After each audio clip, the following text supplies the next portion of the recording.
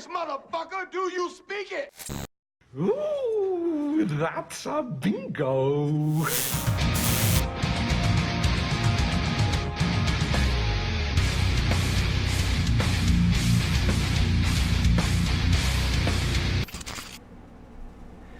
Hello, everybody.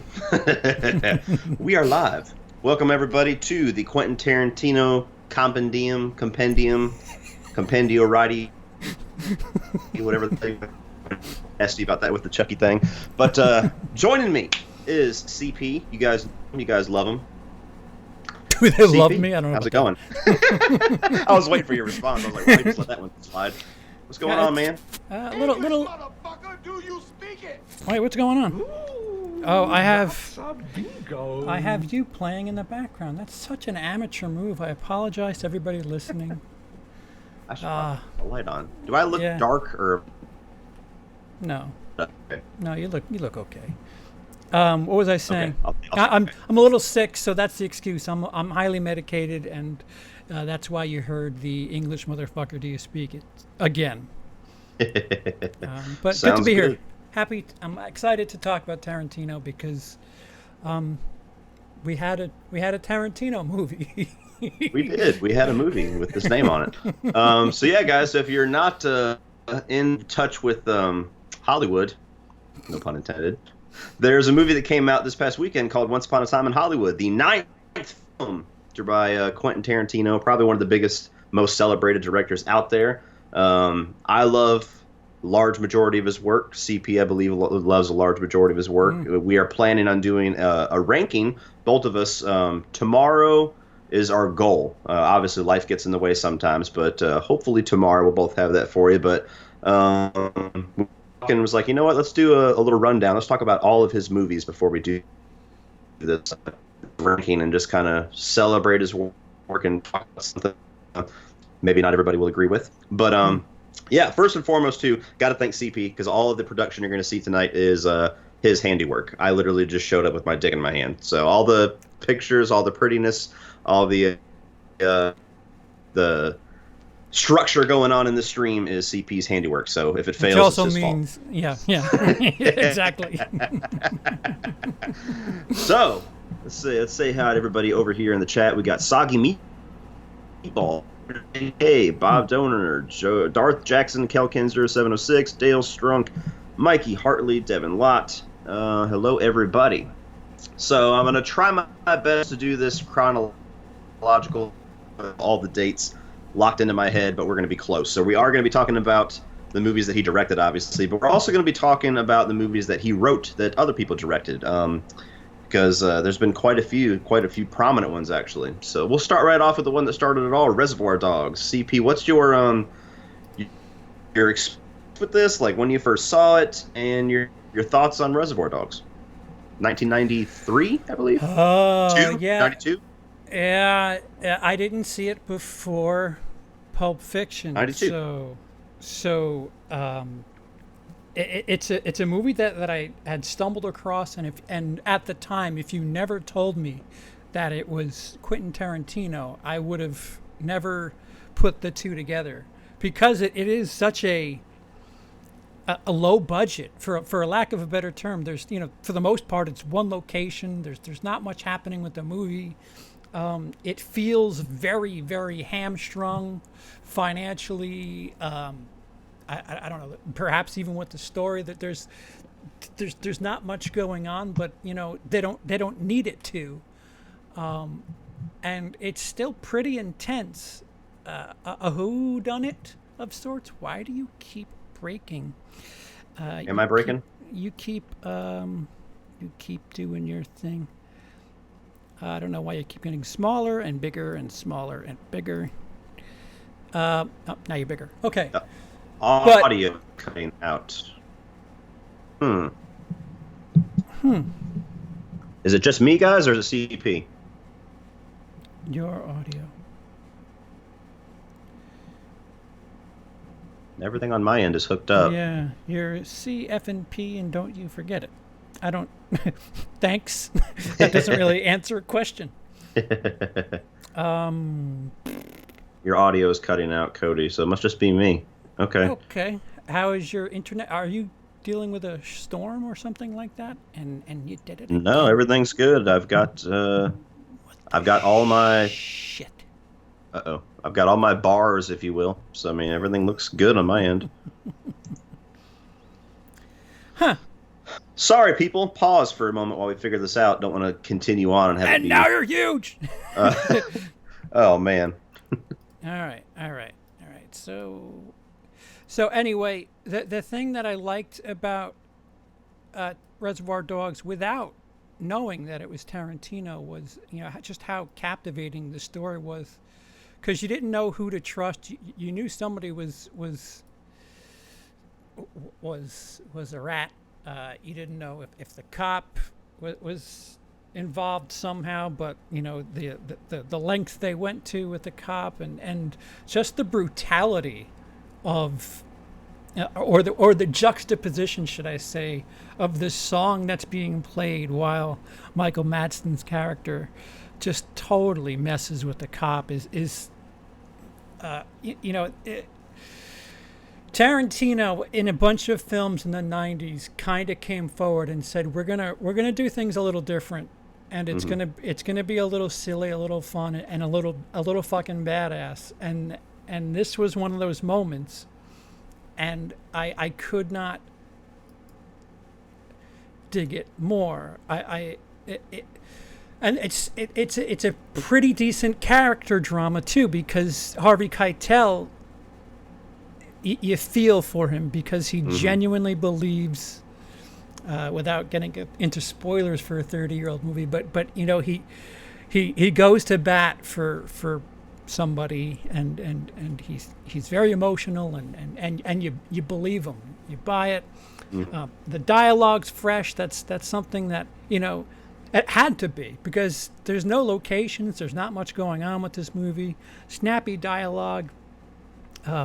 You're in a factory, for Pete's sake.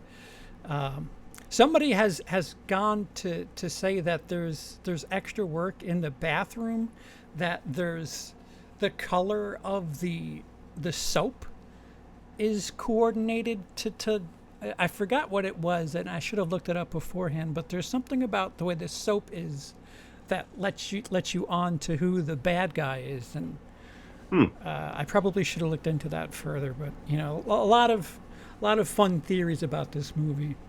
But I think this is my third Tarantino movie. I saw it after Pulp Fiction. I saw it after Jackie Brown. Yeah, when the hell did I see it? I'm pretty sure I saw it. It might have been my first Tarantino movie. Hell, now that I think about it. It very well could have been. I don't remember. I was sparked with wrote and didn't necessarily direct. I kind of had a reverse way of getting into Tarantino. I loved From Dusk Till Dawn. I loved True Romance. Reservoir Dogs came later. I think I was in my early teens, and my parents popped it in, and I watched it with them. The only thing that I was slightly robbed of with the experience was I thought of who the culprit was pretty quickly, based off of what I thought he was doing to misdirect, if you know what I'm saying. Yeah. So yeah. And the setup for the story too, like you got to have a believable story. Like that was awesome. That little unnecessary scene technically, but it was. Well, that's kind of Tarantino's thing, yeah. You know what I mean? Like any individual scene, if you take it out of context, it has nothing to do with the movie whatsoever. Mm-hmm. Like think about the scene that opens up Reservoir Dogs, and it's Quentin Tarantino talking about Like a Virgin, and with the actual lyrics and the fact, then you get he's Mr. Brown, so you get Mr. Pink, and he's talking about why he doesn't tip, and like there's all that great stuff, and that's it's the beginning of all of the Tarantino signatures. It's things that should never work. Like he broke all the rules, like you were saying. We're doing things differently, and you talk about the gone wrong, and they're trying to figure out who the mole is, and that's really only about 40% of the movie at best. As far as like screen time actually focusing on that story. The rest of it is kind of building up the characters, those individual little dialogue scenes. You get it's a heist film. You don't ever see the heist. You see the lead up, you see the aftermath, and you don't miss it. you don't walk away from that movie going, "Oh, what happened?" Is Cody lagging? Damn. Yeah, you're lagging. I don't know why it's never been like this. Yeah, it's ever.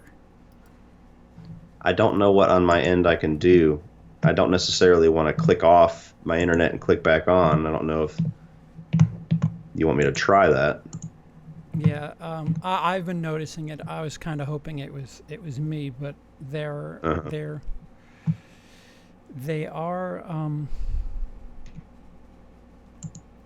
noticing. I don't know what do you want to try to. Do you think if you sign out and sign back in, it might solve it? That's the only thing left to do. The good old plug it or unplug it and plug it back in. Unplug it and plug it back in. Okay. Yeah, exactly. So I think as long as I just stop streaming and then start again, you guys will just have to sit and look at a paused screen. Don't leave. Or actually, I should be able to just click back into the phone call, right? And then we should be okay. Yeah. All right. So I'll talk about something while you're gone. Okay. I'll be back on your channel. So guys in the chat, why don't you go ahead and have free reign. What would you like to hear that perhaps may not be Tarantino based, but similar? What is your favorite film that was written by Tarantino but not directed by Tarantino? There's a couple that are out there. There's a couple that oh wow, that was fast. Yes. Yeah. Okay. Now let's see if it did anything. That was fast. Yeah. Okay. All right, guys. Well, I mean, obviously we're on a lag, so okay, Reservoir Dogs. I'll talk about more Reservoir Dogs and just let me know if I'm still lagging or if it cut out or whatever. And then you can let me know if it's fucking up on your end. But it's a movie that, it's grown to be one of my favorite Quentin Tarantino films now as an adult. It wasn't necessarily right away. I liked the style of it. I loved the Mr. Blonde scene. The whole ear cutting off and everything like that. That's still a classic. I think some of that was even ad-libbed by Madsen, if I'm not mistaken, the dance and everything that he does. So, the talking in the ear, I thought it was too. Yeah, probably. Which is hilarious. That sick, dark humor. And another Quentin Tarantino signature, just the song choice, the music choice. Stuck in the Middle with You. But yeah, it's a very interesting movie because it's a group of people. You pretty much are interested in every single one of them. They all have their own quirks. Okay, they're saying it's working now. Great. They all have their own quirks. They all have their own flaws. You have reasons to root for every single one of them. You have reasons to root against every single one of them. And like you said, when you finally get the answer of who the mole is, they do a really good job at kind of setting all that up and kind of going back. And the way it plays out with Harvey Keitel's character is kind of tragic in a way, with like you said, his dedication to that. So it's a great movie. It's a great movie to start with. If you're not familiar with Tarantino, it's a good little commercial for what to expect with the rest of his work, I think. Yeah. So I will put up our scores for. I have it backwards. I'm such an idiot. Excuse me. So our scores. With you. I'm the person on the left, in case you couldn't figure that out. I gave it a 4 out of 5. We're going with letterbox scores. And Cody gave it a 4 out of 5. What do you know? Touch tips. Here we go. That's going to happen a lot, by the way. Yep. So let me ask you, do you think that Harvey Keitel's character, he finishes the job as a bit of mercy or as a bit of go fuck yourself, I think it's go fuck yourself, because when you get to the end of the movie and, especially with the cops coming in and everything, I mean, at that point, he might even be saved at that point. But that is like, he's had to kill somebody. I mean, we're spoiling everything. Fuck it. You know what I mean? I'm trying to dance around it. If you haven't seen the movie, I apologize. But when you have Mr. Orange sitting there and he's bleeding out, and then you have everybody coming in with the cops. I mean, he's been trying to get him to a doctor, but then Harvey Keitel had to kill his longtime partner, what I assume is a really good friend, his friend's son, and basically end friendships, end his career. He gets shot. All that stuff for a guy that was lying the whole time. So I think it's a fuck you at the end. He realizes there's no way out. He doesn't want to go to jail. So he says fuck it. He kills him and then he gets shot. That's the way I look at it. We were talking about this before we went live. Do you know the first film that he wrote? I know this is the first film that he directed, but do you know the first film that he wrote? I don't. You think Wikipedia would show it? It might. Because I'm curious, because I have a bit of a theory on filmmakers and how much effort they put forward on their first film. And his first writing job was Once Upon a Time in Hollywood. What the fuck? No, I'm just kidding. Because you could tell he was strapped. Like, they weren't giving him money for this. Reservoir Dogs. I always kind of am hard on first-time filmmakers because a first-time filmmaker is putting their life's experiences into that one film. And it's a little unfair because they're taking 20, 25, 30 years experience and putting it in that one movie. So I don't think Reservoir Dogs is the mirror image of that much effort. If you told me Pulp Fiction was his first real, this is the movie that this is my life's journey, I'd believe it. All I can find right now is that he funded Reservoir Dogs by selling the script to True Romance. So it's possible True Romance was his first writing. I'd have to do some digging that we don't necessarily want to do live. But he wrote Pulp Fiction in 92 and 93 is what it said. So I mean it's I don't know, it's hard to say. He must have written True Romance first because he sold it and then made Reservoir Dogs in 93. So it's he's got an interesting little history. That he was a busy guy in the early 90s. Why don't we skip on over to True Romance? Let's. Which wasn't directed by Tarantino, but it was directed by Tony Scott. Written by a perfect marriage of styles. You got Quentin Tarantino's writing that's full force in the movie. Like, it flows like a Tarantino movie, with the exception of it being in chronological order. I think he might have even written it out of order, and they changed that.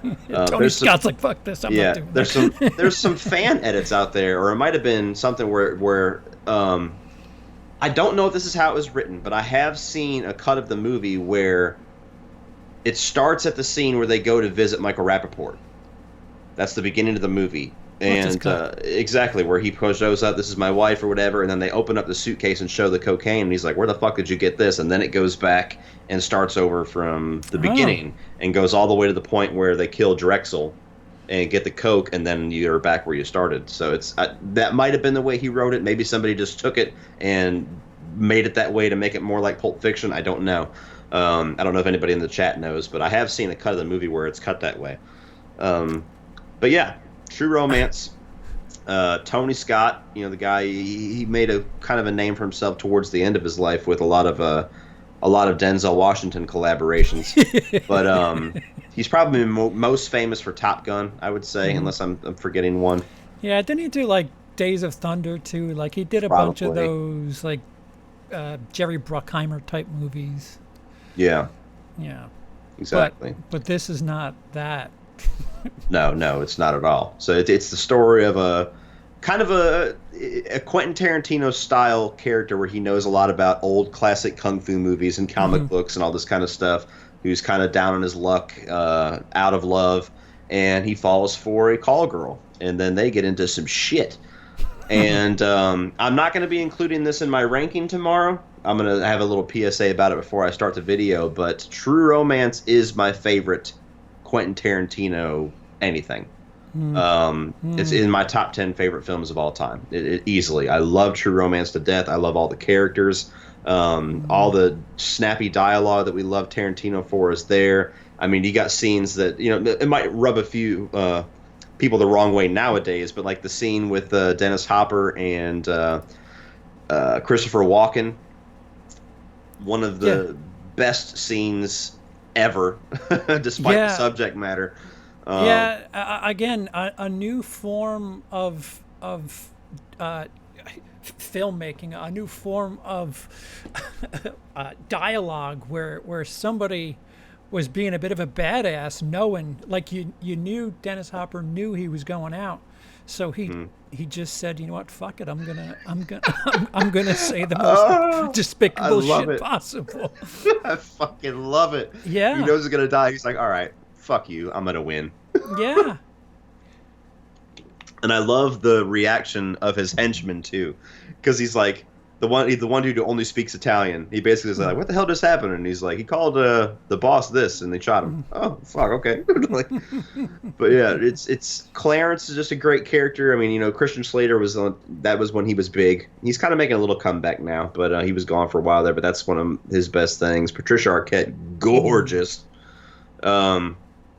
You get people like, you know, obviously Christopher Walken, but you get like Tony Soprano. Yeah.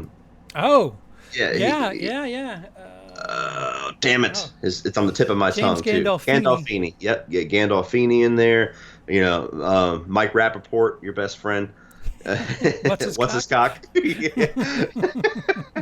So many great characters. The whole Drexel thing. Like, Drexel's probably the most memorable character from the movie. You got Gary Oldman just disappearing into that role. Like, he does pretty much everything. But dude, that scene, I don't know why every time I watch that movie, it feels like that scene is 25 minutes. And Gary Oldman's in that movie for 3 minutes, 4 minutes. Yeah. He's barely in the movie. He makes such an impact. He feels like he's a large part of the first act of the movie, and he's in one fucking, well, 2 scenes, but, you know, one quick scene and one actual memorable scene. Yeah. Another moment where there's this, you know, chest puffing, this dick swinging, where Christian Slater's trying to act like a hard ass, and Gary Oldman knows he's out of his league. Money in that envelope is my peace of mind, not one penny more. Empty. Yep. Yeah. But again, a lot of dialogue. That moment especially, and again the Dennis Hopper scene. Just it was a new age. You didn't see dialogue delivered like that. I mean, you might have, but not flashy and not, you know, I don't want to say cheesy, because it's not cheesy. It was a certain bit of bravado to it that that was welcome. The 80s were kind of cheesy. We needed a little Drexel. Absolutely. When did you see the movie first? Was that one of your first that you saw of him, or was that kind of a later? I saw True Romance before anything else. I saw From Dusk Till Dawn first. True Romance was probably second, because I remember my dad bought the DVD when it first came out, and he sat down and he was like, you know, that's how most of the movies that I kind of got introduced to was my dad getting ready to watch it, and I just sat down and said, fuck it, I'll watch it. So we watched it, and then we watched it again the very next night, starting with the Drexel scene. I remember that. So that was kind of the big one. And then when I realized that this guy directed movies, you know, at that time, you know, I had barely done anything in life. I knew how to wipe my ass. That was about it. I was like, oh, this guy made From Dusk Till Dawn and this badass movie. Let me see his other stuff. And I think that's when I started getting Reservoir Dogs. Around that time, Kill Bill was coming out. That was the big one that he was his name was out there. So that was the big one. But yeah, True Romance for me, that's my favorite thing that he's done. And I think that the movie is a lot. I would be fascinated to see him direct a version of True Romance. And I want to say they might have done like a table read or something of it recently. Maybe I'm making shit up, but I think the movie is better having Tony Scott's style added in there. Well, we might as well just finish it off. Neither of us have much nice to say about the Woody Harrelson Natural Born Killers. Natural Born Killers. I don't know why I just forget that. I burned it out of my memory. We don't have much to say about it, so we're just going to kind of skip it. Yeah, I have not seen the movie, guys. I've only seen a couple of scenes, and they have not enticed me to watch it. So I know everybody, a lot of people love that film, so I'll get to it eventually, but I have nothing to say about it. So, But he did write From Dusk Till Dawn. Everybody be cool. And You be cool. holy shit, that is, you know, that for me, that's a blockbuster rental. That's a complete surprise. And you kids today with your Netflixes and your VODs, you'll never understand the experience like this, where it's just like, From Dusk Till Dawn, what the hell? Why is George Clooney in some weird movie with Quentin Tarantino? You rent it and you're watching it, and it's, you know, they're holding a family hostage and getting down across the border. It was a commitment back in the day. They had to sell you with the badass cover art, and then you had to contemplate: do I want to pay money for this? Walk up to the front desk, drive home. And then you're basically committed to watching the whole thing, whether it sucks or not, because you've already gone through so much. Nowadays, I mean, you put on a shitty movie on Netflix, and 5 minutes later, you just turn it back over to fucking Kitchen Nightmares. Yeah. But it's something that you'll never explain to people that haven't. Yeah, and especially the way the movie just kind of takes this turn. First of all, you have the Selma Hayek scene where that could be the most seductive, sexy, non-nude scene, right? I don't think she's nude. She's not. Should, but she's not. That was sexy and you know, captivating as all hell, and oh boy, it kept my attention for the rest of the movie. And sure enough, the movie decided to take a left turn within 5 minutes, and it's just okay, we're a vampire movie now. Yeah, if you didn't know the premise of that movie, I walked into it knowing it was a vampire film, but if you did not know, I can imagine like what the fuck just happened, like things that's going on. My dad actually took me to go see that opening weekend. I've told this story before. So in '96 it came out, correct? I'm pretty sure. 96 or 97, it's about right. I'm pretty sure it was 96, but yep, 96. So I was 6 years old. My dad. The trailer just shows like, hey, this little cool vampire flick, and you know, I had already watched a bunch of horror films, and I still remember to this day. And every time I talk about this movie, I always tell the story where this is one of two movies that I can remember my dad took me to that he regretted instantly, because like as soon as tits are flying, and you know, you got Cheech Marin out there saying pussy 27 times in 30 seconds, like my dad was like, oh my god, he's like covering my ears and covering my eyes, and I'm like, stop, I want to see. So I remember the first half of the movie very well. I lost a lot of time when you first got to the titty twister, and then as soon as vampire shit started happening, I was good. So I remember the first act, the third act, and the second act. There was a lot of fighting and shielding, but yeah, I saw that one opening weekend, and that was one of my favorite movies of all time instantly as a kid, because it was badass, and because it was kind of forbidden. So it was a little bit of that forbidden fruit. And my dad had the soundtrack to the movie, which is one of those soundtracks that splices in lines of dialogue from the movie.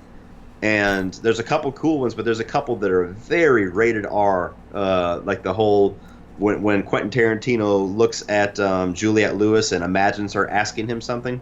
That's on the CD. The whole Cheech Marin speech outside of the bar is on the CD. And chicken pussy, dog pussy, hairy pussy, stinky pussy. Yeah, that whole thing. That was on the CD, and it was hilarious because we used to play the CD like when I was outside playing or whatever, and my dad would skip over that stuff, and I'd be like, play it! Like, it was always like a thing. I never understood why you couldn't, like, you know, just blaring pussy, pussy, pussy out in the neighborhood, but fond memories. But yeah, the movie I reviewed it recently, and it's funny because as I've gotten older, I love the first half more every time I watch it, and I appreciate the second half less every time I watch it. I still love it.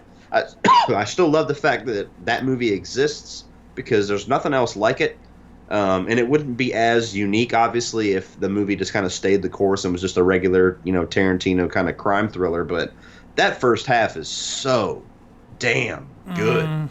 Like, George Clooney has not been that good or that cool since. I don't care what Oscars he's won or been nominated for. That is the quintessential Clooney to me, is Seth Gecko. What do we got? Nathan Oswald, $5 in the super chat. To me, the worst Tarantino film is Death Proof. The dialogue is poor, the pacing is off, and overall just boring. Love Kurt Russell in it, though. We'll get to it. We will. I have thoughts. But yeah, so the first half of that movie, like it's if there was a movie out there that completed it with a second half that was as good as that would be another film in like my top 10 of all time. Because everything, even Quentin Tarantino is damn good in that as an actor, and he's usually like a fucking brick in the face. Oh, he shows up in his movies. Like he ruins Pulp Fiction, by the way. I can't stand him in that movie. Oh, I'm fine with him in Pulp Fiction. Django, that whole scene in Django is horrendous. You know, when he's got the fucking, we'll get to it. The whole Australian accent. Shut up, black. That whole, it's oh my god. You love him for it, but at the same time, you're like, dude, no, you had to show up. Yeah, but just write the thing, huh? He's actually really good in From Dusk Till Dawn. I think he doesn't get quite enough credit for how creepy he is as that sexual predator brother. The violence and everything, like it turns into special effects porn in the second half, and I think it was the idea was pitched by a guy that ran a special effects company, so it was kind of the deal. It was like, Tom Savini's in it. He's the guy with the gun sex cock. machine. Yeah. Yep. So I think the deal, I can't remember the guy's name, but the deal, if I am remembering it correctly, was the special effects guy approached them and said, look, let's make this movie. We'll help you fund it, but I get to do all the special effects. And it's a little bit of a throwing everything at the wall to see what sticks at the end. You got vampires turning into giant rats. You got some of them that explode, some of them melt, some of them have horrendous computer-generated effects. Like, there's great effects, and then there's really shitty effects within the same scene. So it's kind of a hodgepodge at the end. It's still fun as hell, but that second half definitely does not age as well as the first half. Yeah, it's strange, because when I rented it, I stopped it, and I was like, is that movie... Do I like that movie or what? Because we were definitely on a different journey in that first act, and I don't know how I feel about that. And I had to watch it again. I think I had to pay an extra $2 because I kept it another day. And it's like you said, the beginning is certainly more intriguing. It's not like it's not fun at the end, but I would have really liked to see what would have happened with the group minus vampires. It goes from serious, tightly directed, tightly written, tension-filled crime thriller with awesome characters to B-movie special effects extravaganza, and there's no like transition. It's like the reel stops and this reel starts. As soon as Tarantino gets attacked or whatever, and the dudes sit up, from there on it's fucking chaos to the end. Theoretically, you could leave the movie at a certain point, go take a piss, come back, and think you came back to the wrong movie. Oh shit, Theater 5. That's for sure. Yeah, it's a favorite of mine. I still love it despite its flaws. Like I said, the more I watch it, the more I love that first act. I wish I could see a full movie of that, but I still love the fact that this thing exists, because there's nothing else like it that just has that total genre swapperoo halfway through. And it's not the first time we're going to see Robert Rodriguez and Tarantino work together, and I think they're a pretty cool little collaboration. So next would be an all right film, I guess, by certain standards. Right? Yeah, I think we're up to Pulp Fiction because, well, unless you want to count Four Rooms, which... I forgot about that fucking thing. Nah. All right, so back to his directing work, which you go back a little bit, which was Pulp Fiction in '94. Is that the one with the cheeseburger? I don't understand what the big deal about McDonald's in Pulp Fiction is, but whatever. The Royal with cheese. Mikey Hartley, $5 in the super chat. Are Uma Thurman and Tarantino on bad terms? Heard her complaints about chain choke from Kill Bill during Me Too craziness? I didn't hear anything about the chain choke. They're not on bad terms. Her daughter just starred in his most recent film, so if they were on bad terms, I damn sure think she would tell her daughter to stay the fuck away from him. The issue that I heard about it was the driving scene in Kill Bill Part 2, where she didn't feel safe in the vehicle driving at the speed that he wanted it. and they made her do it, and she crashed, and she still has back problems from it. Yeah. So I don't know how much she blames that on him. I don't know how much of an issue it was that he didn't feel tremendously sorry for at the time. It didn't seem to be a huge deal, but she did bring it up during that whole thing. But as far as I know, like her daughter was one of the Manson family at the end of Once Upon a Time in Hollywood. So I would assume if they didn't like each other that her daughter would not be working with him. But I could be wrong. So speaking of Uma Thurman, Yeah. Pulp Fiction. Pulp Fiction was one I got introduced to pretty late. I want to say I might have been like 15 or 16 when I first saw that film. I was a big fan of the ones that I had seen. I had seen Kill Bill at this point and was not a fan at the time. Wow. Okay. At the time, I was not a fan of it. My thoughts have changed since. But yeah, so Pulp Fiction was one of my later ones. My parents loved it. They always talked it up, and I was at that age where anything my parents liked, I was like, pfft. So it took me a while to kind of warm up to it. And then when I watched it the first time, I actually was not a huge fan of it. I liked it for certain parts, but it wasn't the masterpiece that I had been sold exactly. But something about it made me want to watch it again, and then watch it again, and then watch it again. And I'm not going to spoil my ranking, but it is definitely in competition for my favorite Quentin Tarantino film, and certainly one of my favorite films of all time. There's nothing else like it. I actually just rewatched it a couple nights ago. I've rewatched all his films since Friday, and it's just the same things we're going to say about most of these films. Great characters, great dialogue, great scenes that isolated have nothing to do with each other, but then by the end they have everything to do with each other. A movie that you can't describe the plot of Pulp Fiction. You know what I mean? It's like people that kind of are associated with each other do shit. Yeah, there's like six little tense scenes that just could be their own little movie. Yeah. And it's like, especially when it came out, 94. A lot of people are pissed at Forrest Gump for taking the Oscar that year. 94 was fucked. It was Shawshank. There was a bunch. Yeah. There was a bunch in 94. Just bad. Oh yeah, that's one of those like Hollywood like cinematic masterpiece years. Yeah. But yeah, like you can't describe the plot of Pulp Fiction to anybody. Like if you said I've seen the movie a dozen something times, like describe the plot of Pulp Fiction, I'd be like, there's a boxer, there's two hitmen, a guy that makes some fucking good coffee. I'm the one who Uma Thurman's in it, and it's just a weird movie that's awesome. You know what I mean? It's almost like it's like chapters of a book that don't seem to have anything to do with each other. They're out of sequence. But it gave one of the biggest things it did. It gave John Travolta his career back, pretty much. Yeah. The guy was basically nothing. Like he did his 70s movies like the Saturday Night Fever and everything. Well, he was in Look Who's Talking at that time too. Exactly. So he was doing that kind of stuff. Then he put him in Pulp Fiction and everybody's like, what the fuck? And then all of a sudden he's in John Woo movies, and you know, John Travolta was one of the biggest movie stars ever in the 90s, early 2000s. So it's awesome. I have nothing negative to say about Pulp Fiction. I remember this was the first real non-chronological movie that I saw, and really being jarred by it. Like, wait a minute, John Travolta's dead. I know that. I saw him die. What is he doing? Wait, why is he dressed up in a bathing suit? He was dressed in his... Oh, it's the bathing suit from the thing. Like... I needed a second full watch because like I was so confused at the.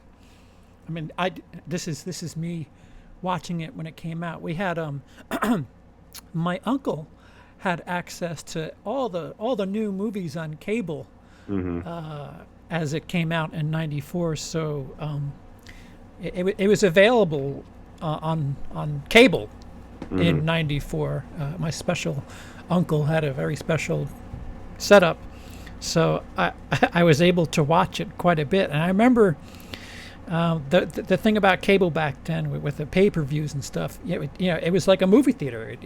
10 o'clock, 2 o'clock, 1 o'clock, Yeah. 4 o'clock, and I was just like, all right, let me try this again. And I think, no bullshit, on that cable session, over the course of 3 weeks, I think I watched it like 5 times, and it just grew and grew and grew, and like, and my favorite scenes always change with that movie. Like I always find something different to really, really enjoy.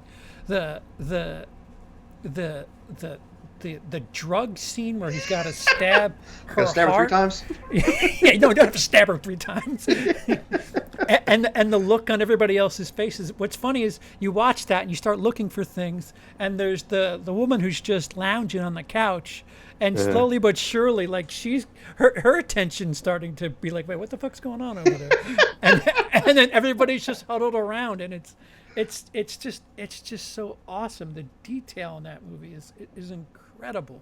It is. It almost feels like he got to make his own like miniature movies, to where all this focus of a full length film went into these scenes, and then they kind of got woven together. And yeah, you're right. Like, you'll watch it one time, and the Royale with cheese scene will be your favorite. You'll watch another time, the Ezekiel 25:17 scene. Yeah. You'll watch it again. It's the fucking scene where, I don't need to tell you how good my coffee is. There's so many. Yeah, there's so many different scenes where they're so great that every time you rewatch it, you're like, oh yes, I love this. And not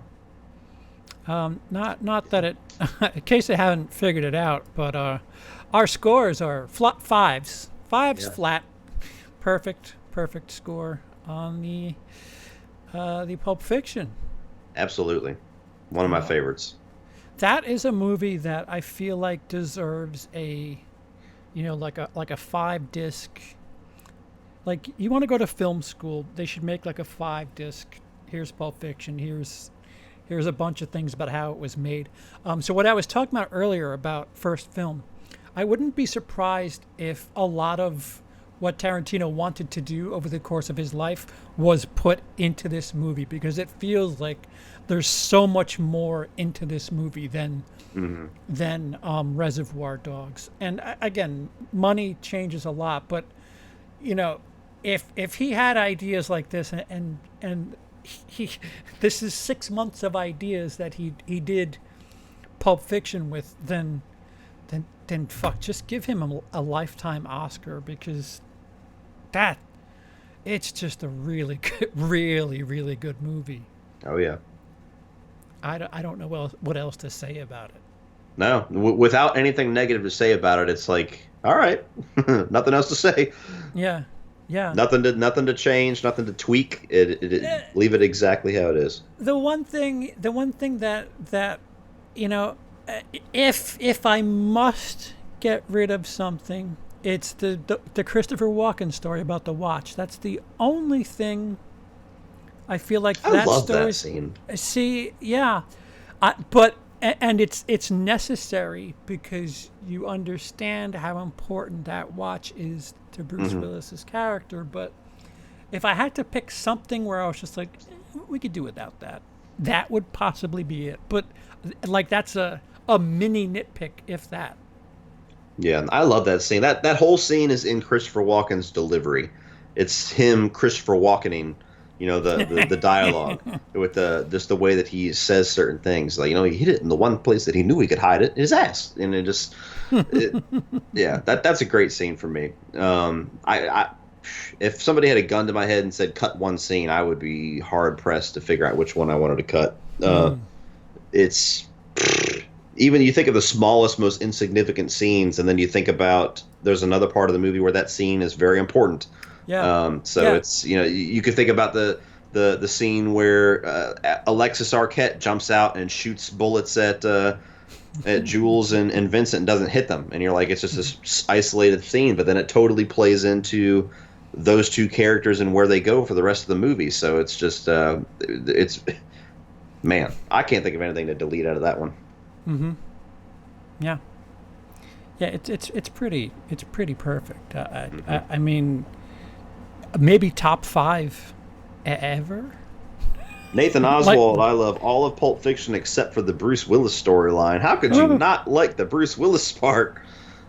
The gimp and everything. That's one of the most crazy, memorable parts of the film. Motherfucker. Yeah, and all the that's more fandom, that all the weapons when Bruce Willis is about to take care of business.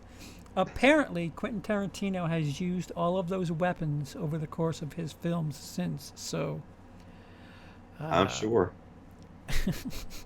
A baseball bat, a hammer, chainsaw, a katana. Yeah. So, yeah, I don't know if he's doing that shit on purpose, but if he is, fucking cut that shit out. You're making everybody else look bad. And next we got Jackie Brown.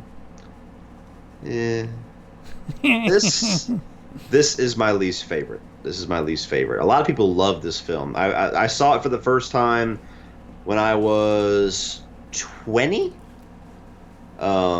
It was one that took me a long time to see. I was working at Target at the time. It was Black Friday. Pulp Fiction just got released on Blu-ray finally. Pulp Fiction and Jackie Brown was just released too, but both of them were released on Black Friday. I bought both of them. The very next day I watched Jackie Brown because I was a huge fan of Pulp Fiction. I was like, oh, this guy, I haven't seen anything by him that I don't like, except for, at the time, Kill Bill. But I threw it on, and I just, the famous thing that I've heard a lot this year, I didn't get it. So I watched it, I was like, okay. And I just rewatched it this past weekend. I did like it a little bit more. Now that I knew what I was getting into, I did enjoy it a little bit more. But it is my least favorite just because I don't find myself as invested in the characters or the story with this one. There's some good characters. Samuel Jackson's great in it as Ordell. Pam Grier's great as the titular character. But even like side characters like Robert De Niro's character, where he's just kind of like this fuck up. And he's just, to me, a lot of people would say this is blasphemous. To me, Robert De Niro in a Tarantino movie should be like one of his greatest characters ever, and he just doesn't really stand out in the movie to me. You know, it's just one of those things. It doesn't really do much for me. It's this very simple little kind of a heist movie-ish kind of thing, like a little. I don't know exactly how to describe it. It's not a blaxploitation movie. It's a love letter to that genre to a degree, especially with some of the casting, but it's not that type of movie.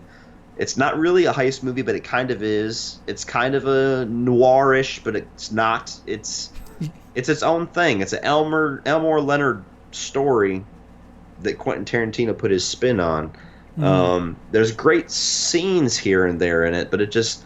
Nothing about it really jumps out and stands out to me like some of his other films where I can immediately think of a scene, a character, something where I'm like, best of all time. Jackie Brown, it's like, that one part was kind of cool. That one line of dialogue's kind of cool. Michael Keaton's cool. I like seeing him. But it's not for me. It's not for me. Yeah. Our scores, once again, we're both giving it a 3, which is far from horrible. Both give it 3s out of 5. I'm okay with it. I'm not rushing to watch it again. It's been a while. What's funny is I'll double down on your sentiment with De Niro when we get to 2019. But you know, what does that say about Tarantino, that he's making these films and he doesn't need to lean on these brilliant actors? Oh yeah, for sure. Yeah. So it's okay. It's just a movie that, unfortunately, it is something that I could give or take, and that's not Tarantino for me. Tarantino, like, I'll go out of my way to watch if it's on TV and I've seen it 10 times already. I can't tell you. We have Showtime. I can't tell you how many times Inglourious Basterds is on, and I'm just like, all right, well, this is going down this road again. Yeah. Yeah. But that's just one of those movies that I won't reach out to watch. You know, I have to be in the right mood for it, and I haven't been in the right mood for it. I'm okay with it. It's just, it's just okay. It's good. Exactly. It's good. The guy has not made anything bad. He's not even made Right. anything mediocre. Like, the worst I can say about his film is that it was good. And Yeah. that's pretty fucking awesome. But Right. yeah, this is the one. This is the one where, like you said, I would have to be in the mood to rewatch this, or I would have to be doing a marathon to rewatch this. I don't see myself ever just being like, I'm in a Jackie Brown kind of mood. Like, it's, Yeah. I'm always in a Pulp Fiction mood. I'm always in a True Romance mood. I'll get in an Inglorious Bastards mood. I'll throw in Django any day. But you get to this movie, and it's like I would have to have some kind of a reason. Um, and somebody posted in the chat, Brandon Sparks says, I did not like Max Cherry. That's another thing that was funny. Like, I was kind of researching these movies while I was rewatching them. And Robert Forster, I guess, was like, it kind of like John Travolta in Pulp Fiction. He was kind of out of the game. And then Jackie Brown kind of brought him back. Quentin Tarantino really liked him, was probably a fan of all of his previous work, put him in this role of Max Cherry, which to me is not like a big standout role. He doesn't do anything particularly memorable. He's got a crush on Jackie Brown. He buys a Delphonics tape, and he helps her out at the end. And the dude got a nomination for Best Supporting Actor for it. And I'm like, really, for that? Like, it just because it's cool to see him again? Like, it was just kind of surprising to me. I'm like, I know there's people out there that love this movie, so I'm one of the people that just don't quite get it. But Right. when I watch it, I'm just like, there's nothing about this that just grabs me by the throat like a Tarantino movie always does. Yep. Yep. Well, the next one, he took a little bit of a break. And I think that was the longest break he took between films, was Jackie Brown and Kill Bill Yep. 1 and 2. 2003 was Kill Bill Volume 1. Cody, thoughts? I did not like this film when I first saw it. To this day, I'm still not a big fan at all of like anime or kung fu cinema or anything like that. It just doesn't do anything for me at all. And that is exactly what these movies are, being a love letter to, is that. So when I was a kid, I saw this. So it came out in 2003, so I was 13. I saw it when it came on home video.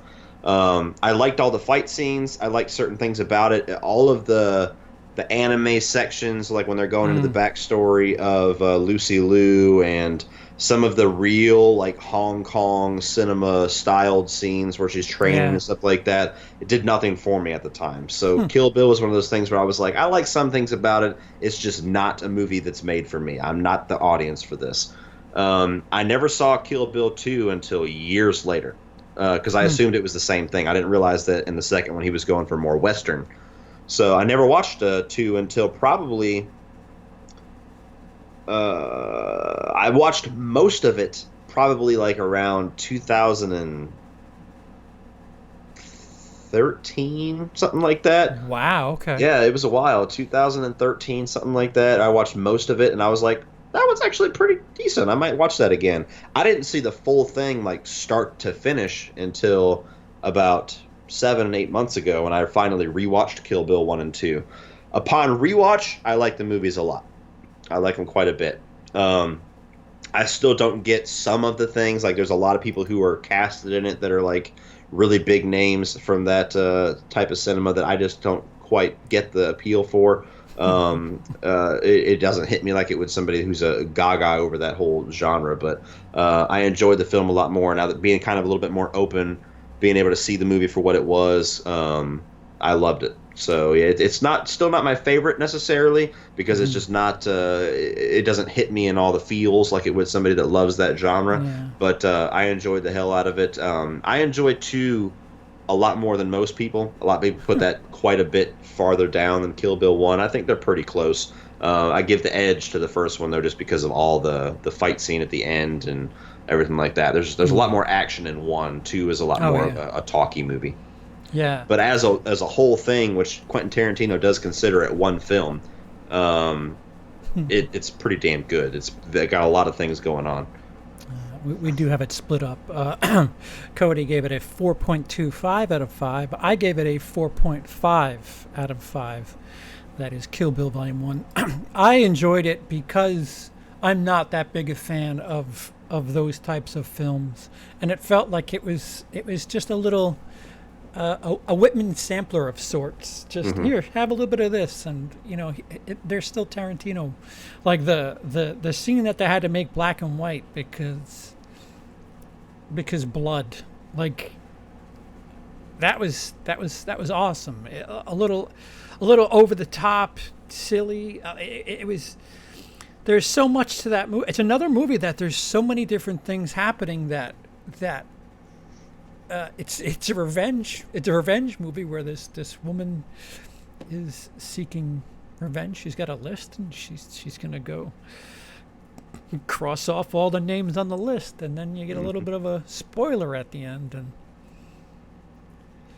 and the baby's still alive. So that's where Kill Bill 2 starts, and I have as a 3.5 for Kill Bill 2, and you have it as a 4. I feel like because 1 is just so like deep fried and dunked in glitter and like fucking fireworks, it's just so out there. The fact that it just completely downshifts into this slow westerny talky movie for Kill Bill 2 kind of takes me out of it. Granted, not a lot. 3.5 again is not the end of the world, but just they're two separate movies to me for that explicit reason. Oh, they're very different. Yeah. The same way you talk about From Dusk Till Dawn. There's some hard left there. Once they get to the titty twister, the same thing happens from Kill Bill 1 to 2. The tone definitely changes, and I'm just a little teeny bit disappointed in that. Have you ever watched them like continuous, like not as two films? No. Like, I'm curious how the experience is. There might even be. I'd be shocked if at some point we don't get like a Blu-ray cut of like the full story or whatever. Because I think in his he keeps script, talking about 3, doesn't he? He's kind of. It's one of those things where people keep asking him about it, and he's not completely dismissing it. I think there would be a little bit of a poetry to it if that was his last film, because he's talking about his 10th film being his final one. But at the same time, if he's so hard-nosed about Kill Bill 1 and 2 is one film, Kill Bill 3 would kind of fuck that up a little bit. Yeah, I'd be curious to watch them continuous and see if the tonal changes and the pacing changes stand out any more or less without, the, 6-7 months of space between them. Right. But I really appreciate the direction of the second one, the more Western feel. There's still some great action in it. Maybe a little bit disappointing with not as much of a huge climactic fight between her and Bill as one would think. It's much more of a discussion and one move that they build up quite a bit throughout the two films. But I like it. I like Michael Madsen's character. I like the whole thing with him burying her alive. The Daryl Hannah. How that whole thing plays out. Oh, the scene where she gets fucked up in the trailer is hysterical. Oh yeah, it's awesome. So it's a movie that I like it more than most people. The first one, it's probably because of my experience when I watched them, because I was one that I didn't like the first one when I first saw it, but when I first saw the second one, I was kind of like, I actually kind of like that one. Maybe I should watch the first one again. Whereas 99% of the world was opposite. They loved the first one and blew their freaking mind, and then they watch the second one and they're like, okay. Wallace says, "Please show y'all's feet." We haven't gotten to that portion yet of the Tarantino discussion. So next up on the Tarantino verse was Inglourious Basterds, which I remember seeing the trailer for that and thinking, what? Mm-hmm. Brad Pitt talking to a group of soldiers, and they're hunting Nazis, and that's all the trailer was, and it was just like, is this real? What is it? What is this going to be? Yeah, it's this is where Quentin Tarantino really started to branch off and just do, he was kind of known as the crime thriller guy, and then he does Kill Bill, which is this weird out of nowhere change, and then he goes from there to World War II, and you're like, what? Yeah. And I was the same way, like I said, I was coming off of Kill Bill where I wasn't really loving what he was doing, which has since changed, but at the time, and then Inglourious Basterds, I saw the trailer and I'm like, okay, Brad Pitt in a World War II movie with Tarantino. This is going to be weird, if nothing else. And damn, what a movie! I didn't see it in theaters. I saw it. My uncle had a copy of it, and I watched it. And I'm somebody that, especially at the time, was so against watching foreign films because I hated watching subtitles. And if that counts. That was my first kind of diving into a movie that's a lot like predominantly subtitles to a degree. And yeah, the opening scene, how freaking tense that thing is, where the Jews are underneath the house, the floorboards, and shit, what's the actor's name? Shoshana. Yeah. Au revoir, Shoshana. What the fuck is the dude's name? Is it Christoph Waltz? Christoph Waltz. I kept saying Christopher, and that's what I was getting stuck on. I'm like, what the hell's his name? But yeah, so a guy that I had never heard of before this movie. I believe he won the Oscar for it, didn't he? I know he won it for Django. I think so. I think he got it. The guy for seems like he only does well if Tarantino's directing him. No shit. That's just my opinion, but I don't know anything else about that. Yeah, you're not wrong. But yeah, so that whole opening scene, I was like, wow, that was tense. That was crazy. I love Brad Pitt in that. I love how his stereotypical American accent. And then, like, towards the end of the film where he's like, I speak the most Italian, so I'm going to be your director. And then, Arrivederci. It's hilarious. Like, it's only things that would work in a Quentin Tarantino movie. Subtle things like that. The whole plot with Shoshana and the revenge with the movie theater is brilliant. The whole, another tense-ass scene with... bar? I'm blanking on actors' names today. Yeah. Michael Fassbender? Michael Fassbender, yeah. Where dude, that's my favorite scene. That's my favorite scene in a Tarantino movie. That they're nervous, and then you know the way they reveal the dude who's sitting. Like, I don't know how they presented that. Where like he's sitting off in a corner and he's like, "Might I inquire?" And then they're trying to kick the drunk guy out the table so that he'll leave him alone, and then he kind of like intervenes. He's like, "Whoa, you should know better than to sit at an officer's table." Yeah, and that you're tense for that because like, oh, these guys are there weren't supposed to be Germans and there's a ton, and again more badass exchange. I've had my Walters pointed at your testicles since you sat down. Oh yeah. All right. Yeah, we're doing this. Yeah. Pow, pow, pow, pow, pow. Oh yeah, man. It's all firing off. Everything. That's I love that movie so much. It's something that it's not one of the ones that I revisit the most because it is a lengthy watch. But every time that I do, I appreciate it that much more. Even it ends perfectly. The whole thing where they cut the swastikas into people so that they can't take their uniform off. Like it's awesome. Yeah, definitely one of my favorites. Yeah, when the theater's on fire. And her laughing face is being projected into the smoke. Really, really, really good cinematography. The movie's just brilliant. Just brilliant. Absolutely. Do we have scores? Oh wait, for that? yeah. Once of it. Nope. Inglourious Basterds. I gave it a 5. People might be surprised by my ranking, but you gave it a 4.75. I did. It's a little bit lengthy. I would have to watch it again. You to see if mean there's... not English?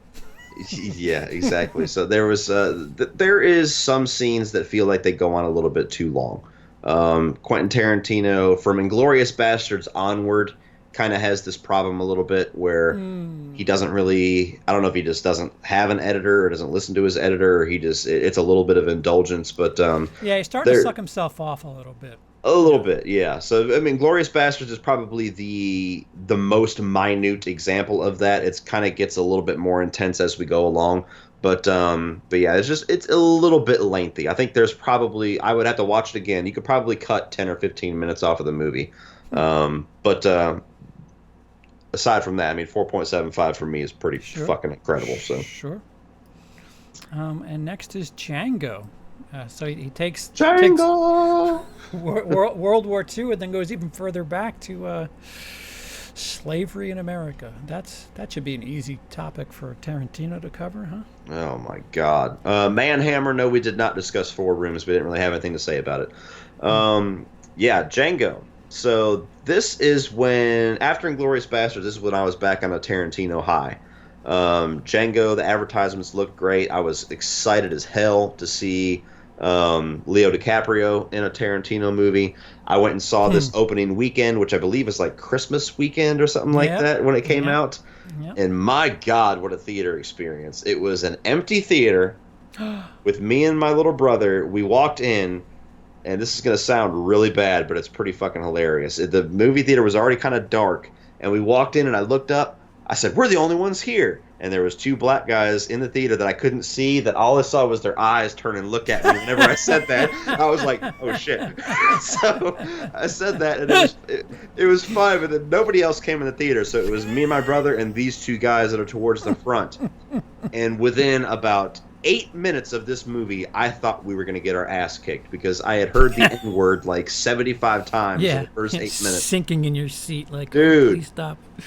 I mean, Quentin Tarantino's been criticized of this in certain circles ever since Reservoir Dogs, that he loves using that word. But Django Unchained, like, I don't know if it was because he was tackling the subject matter of slavery or if it was kind of a middle finger to everybody that says that he can't use it or what. But dude, he squoze it into Inglourious Basterds. You did. They weren't using the N-word in Germany. What are you doing, man? This movie slathers that word everywhere. Yeah. It's you know, if you have some feelings about that and you haven't seen it, just as a fair warning. But the movie itself, I fucking love Django Unchained. I love this damn movie. The action is awesome, so over the top and violent, and like every time somebody gets shot, it's like a ketchup bottle explodes. Yeah. Yeah. It's excessive. It is. It's excessive in the best way. Yeah. I'm not a fan of Jamie Foxx, but I love him in this movie. Originally, it was going to be Will Smith, but Will Smith couldn't take his dick out of his mouth enough to play it. I don't know if I would like that movie. Yeah. Christoph Waltz, again, brilliant. Deserved his Oscar. Leo DiCaprio, phenomenal as Calvin Candy. Great villain that doesn't even show up till like halfway through the film. The way that the movie's structured, where like, you know, it starts off with him kind of training Django, and then they get revenge on the Brittle brothers, and then it's kind of about them finding where his wife is, and then you finally get to Candyland, and you don't even really realize it, but then as soon as Samuel Jackson shows up, you're kind of introduced to the true villain of the movie in a certain way. He's kind of the background guy, but he's almost the one pulling the strings. Samuel Jackson, the Uncle Tom? Yeah. Steven.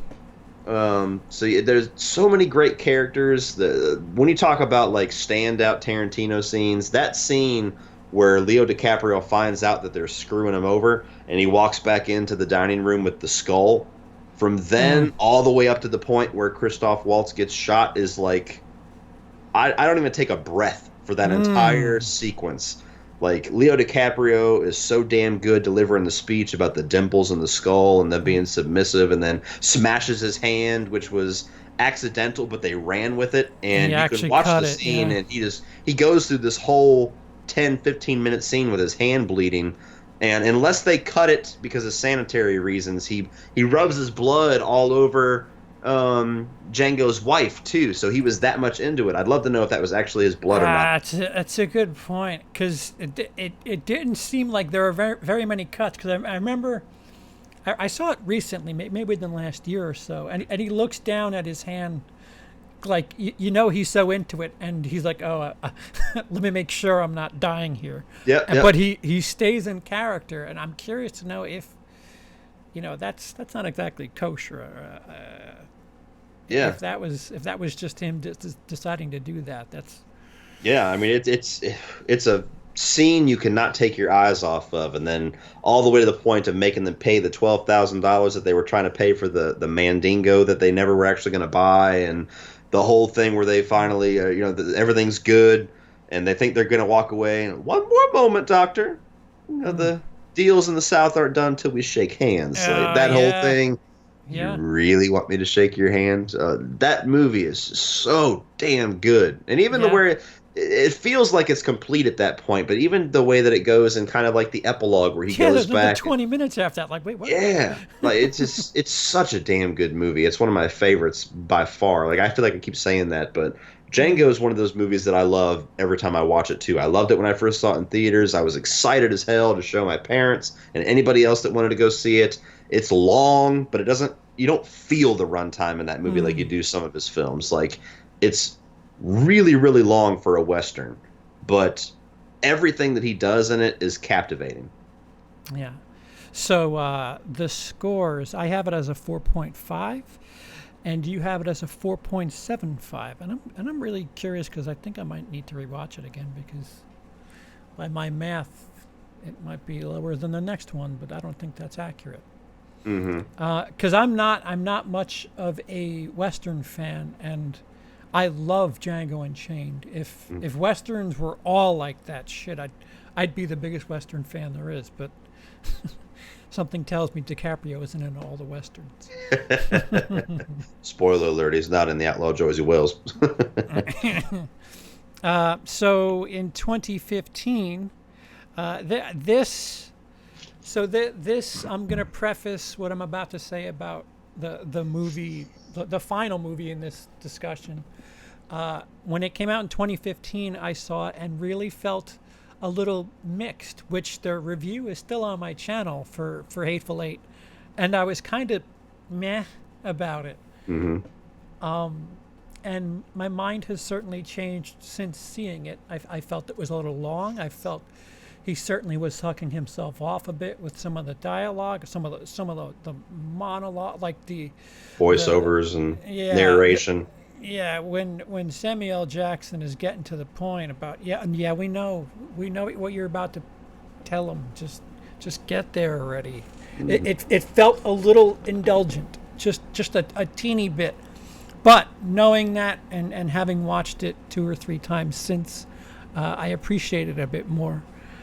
But this didn't rub me the right way the first time. It just felt long and indulgent the first time. But I've grown to quite enjoy it.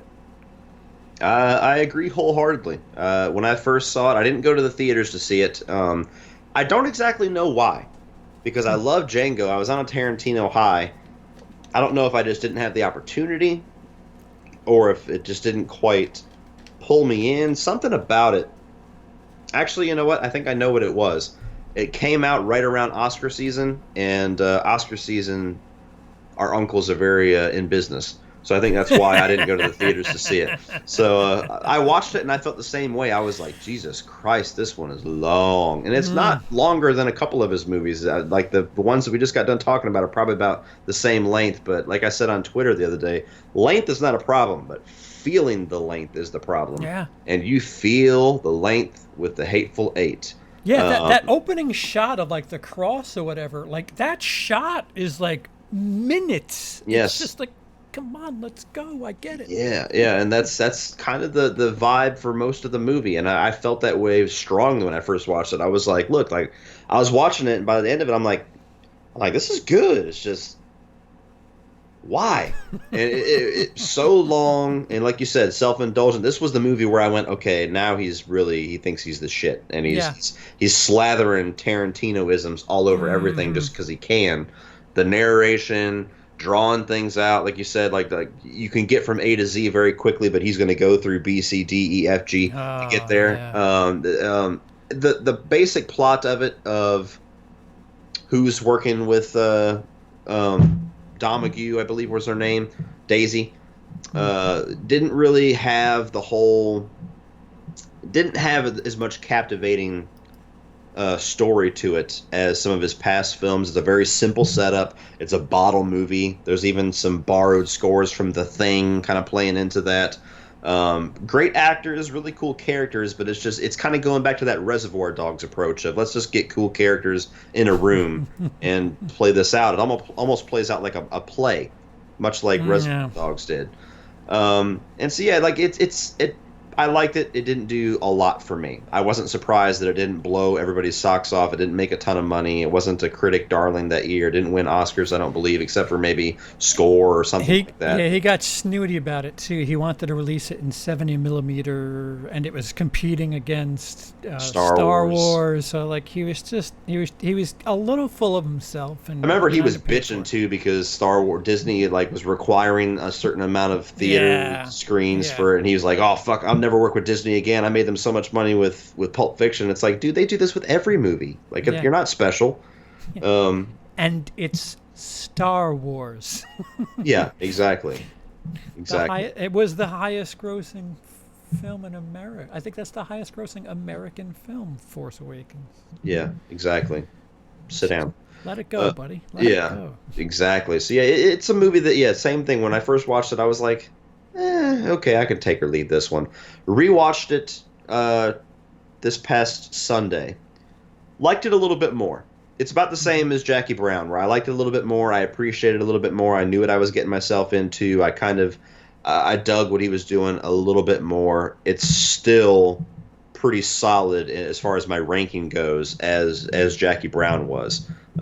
Before a movie that we're getting ready to talk about, this was my least favorite Quentin Tarantino film since Jackie Brown. Have you seen the extended cut on Netflix?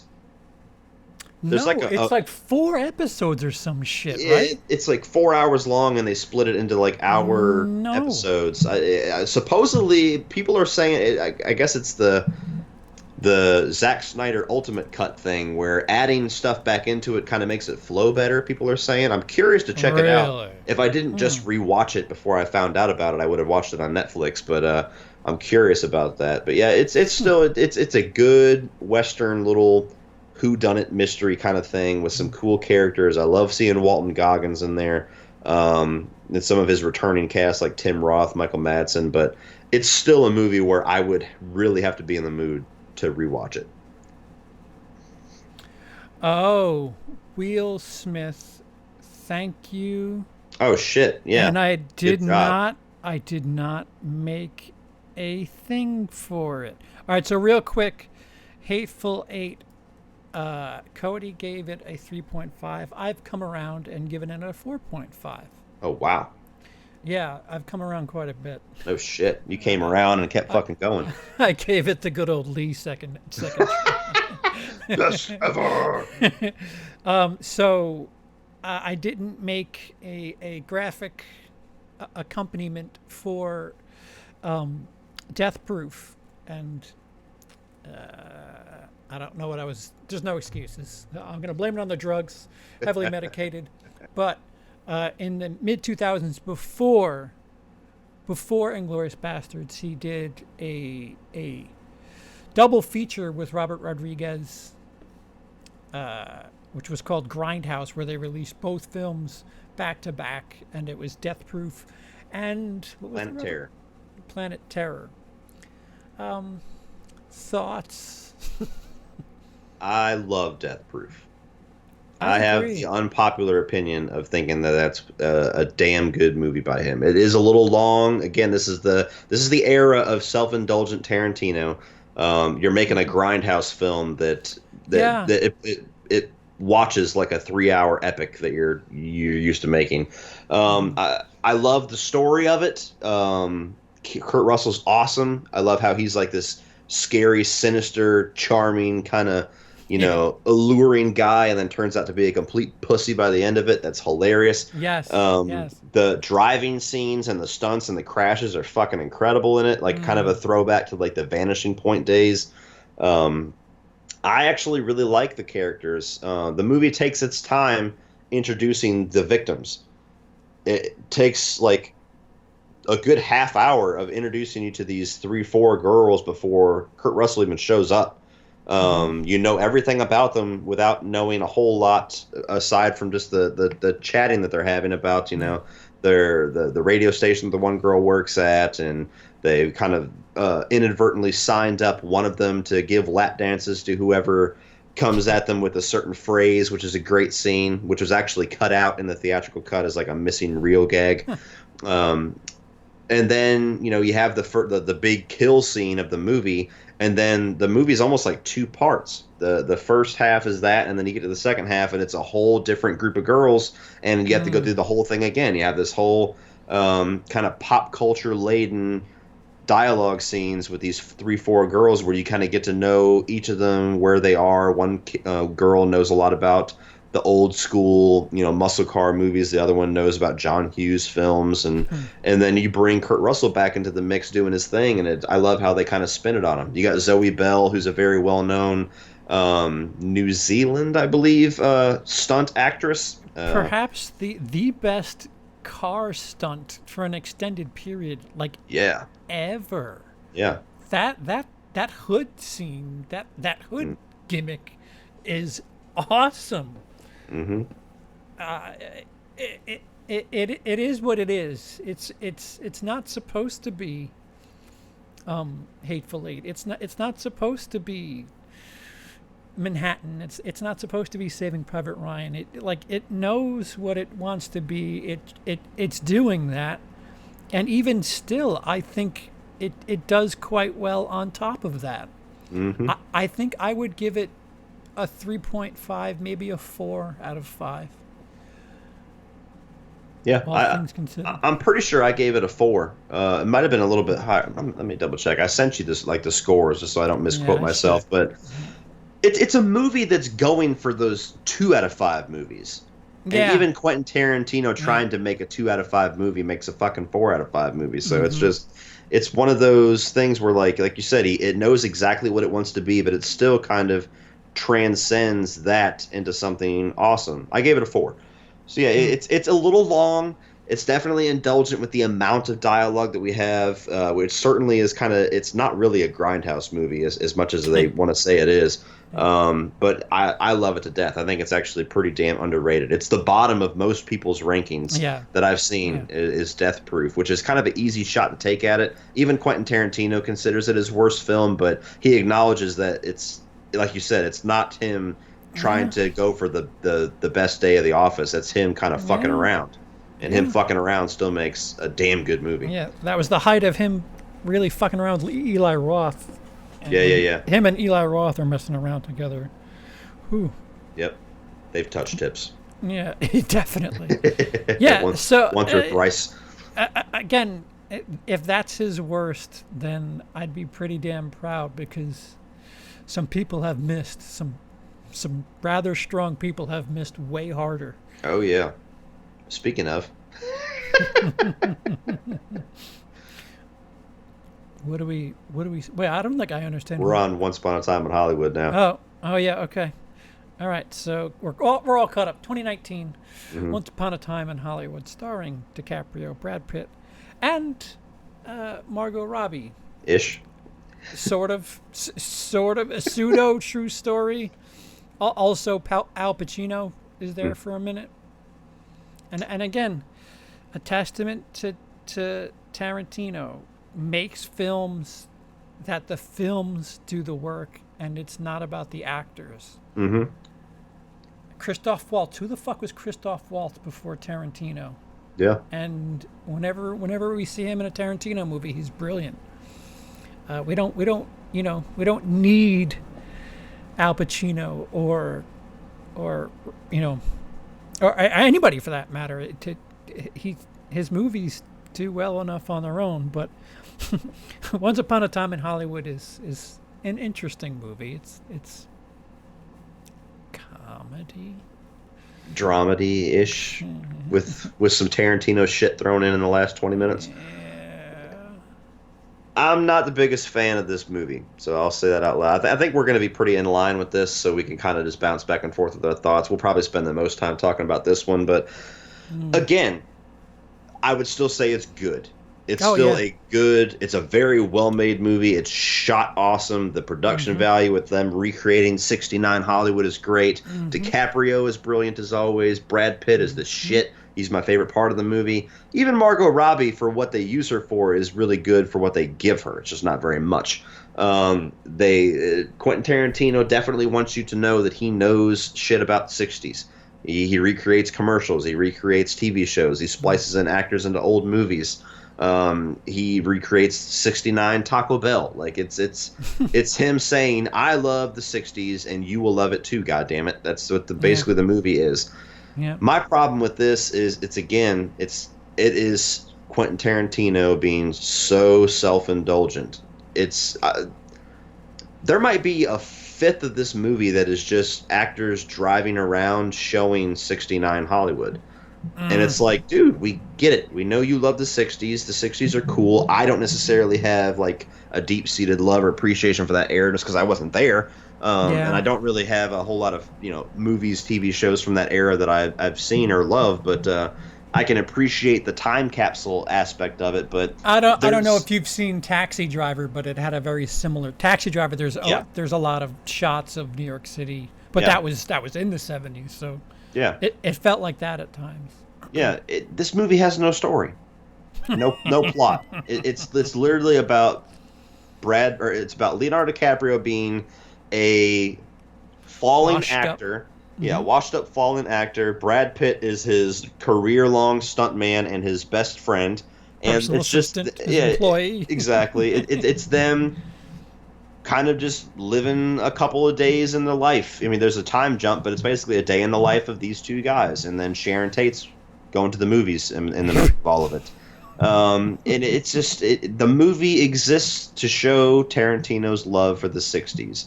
The story is not really there. The plot is not really there.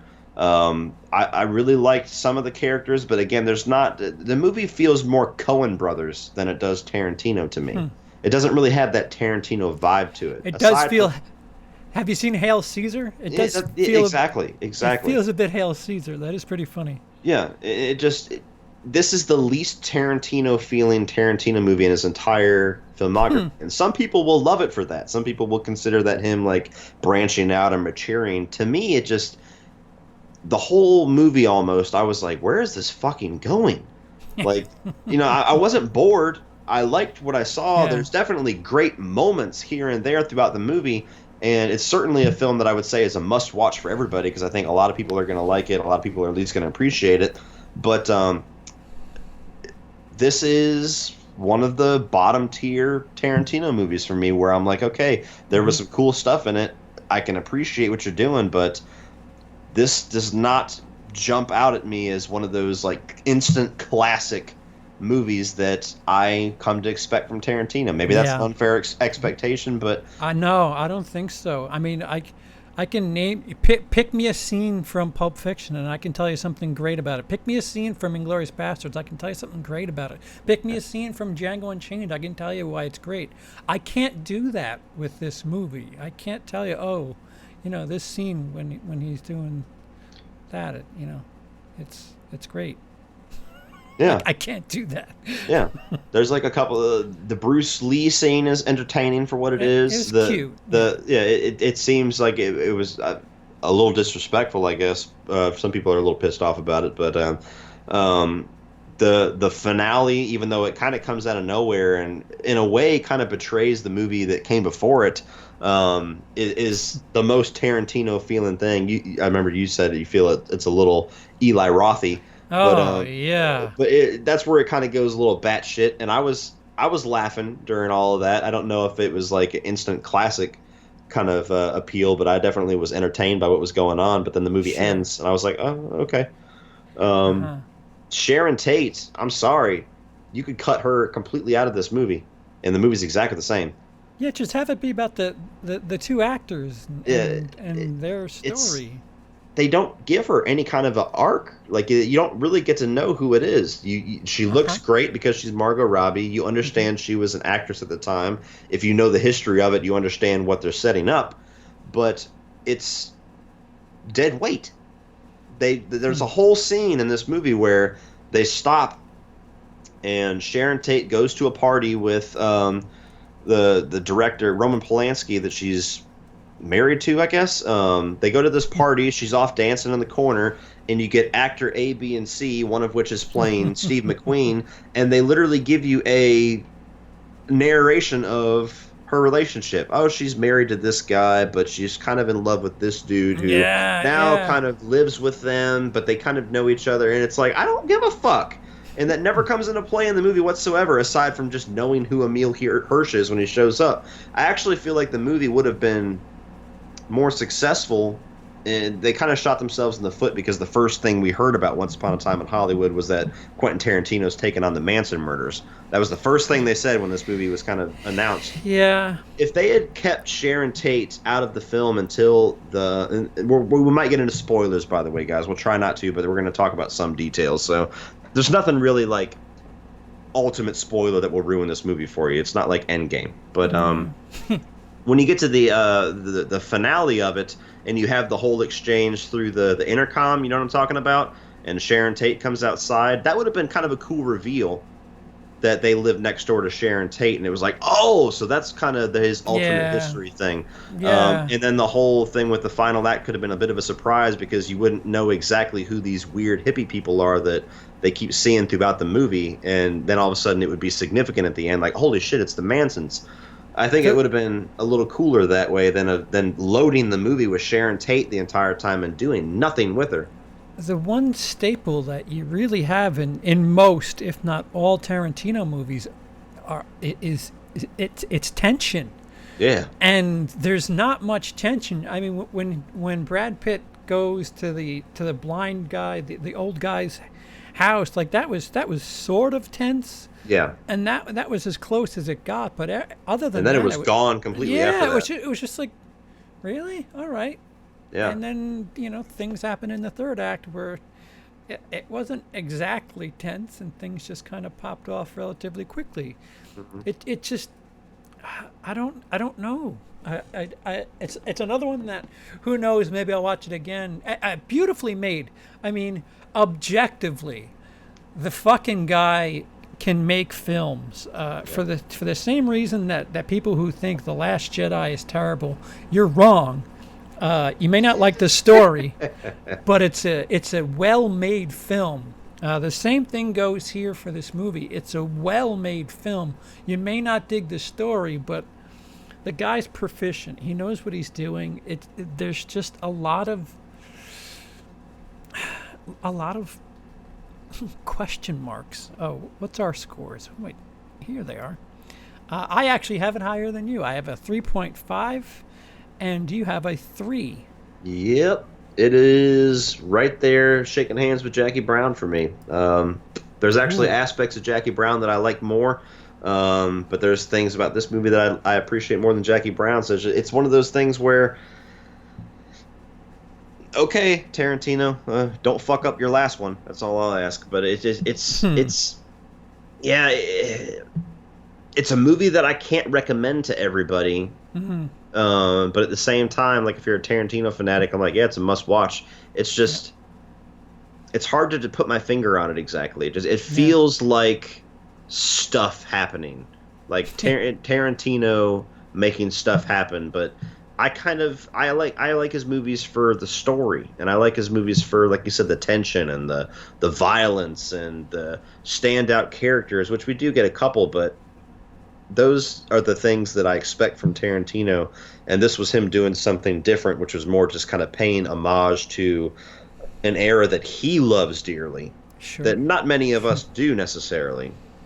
And I think part of it that kind of makes me a little harder on the movie too, whether it's fair or not, is that I see a lot of people that feel the same way that we do, but they forgive it because it's Tarantino. Yeah. And I don't necessarily think that's fair, you know what I mean? Like, Tarantino is the fucking man, but if he fucks up, he fucks up. Like, if you take his name off the poster and you put, John Smith's Once Upon a Time in Hollywood, if you're going to walk out of that one and say, that was fucking long, it was boring, nothing happened till the end, this sucked, what the hell was going on with that blonde chick? But if you put Tarantino's name on it, it's like, oh, it's brilliant. That doesn't make any sense to me. And I see a lot of that. I see a lot of people saying, I'm guilty of it this year when I dropped it in my rankings. I'm like, I can't put this above blank because it's Tarantino. Yeah, and I'm just not quite built like that, I guess. I don't know. I love the dude. I respect the shit out of him, and I can't wait for his next film. If he makes 100 of them, I'll see all 100 of them opening night. But it's just, I got to be honest, it wasn't a movie that I really enjoyed. When I walked out of it, I had very conflicting feelings. I don't necessarily have the desire to watch it again anytime soon. I might buy it when it first come out, and I probably won't watch it for a year after that. It just doesn't hit me the way that it's hit some people, where they're calling it the best film that he's ever made or the best film of the year and everything else. I'm glad you liked it. Hopefully you're not just saying that because of the name on the poster. That's all I'll say. Yeah. Yeah, so I'm intrigued to watch it again. It's Tarantino, so I'm sure it'll go up half a point for me, if anything. Right. It'll Hateful Eight itself, but just these other films that I loved immediately. There was no growing. Maybe Pulp Fiction a bit, but this movie, I know for a fact I'm always going to have the same kind of criticisms of it. I mean, hell, a buddy of mine that actually loves Tarantino movies, I saw him at Olive Garden this past weekend, and him and his wife were standing there, and she was like, "Oh, by the way, don't go see what was the name of it?" And he's like, "I don't know, something Hollywood." And I was like, "I've seen it." And he's like, "Dude," he's like, "the whole fucking movie was just them driving around talking about shit." I was like, "Yeah." So I mean, that's the long and short of it, I guess. Not for me. Watch how much money Hobbs and Shaw makes, though. Yeah, for sure. This was his biggest opening, though. So I mean, there's that. Yep.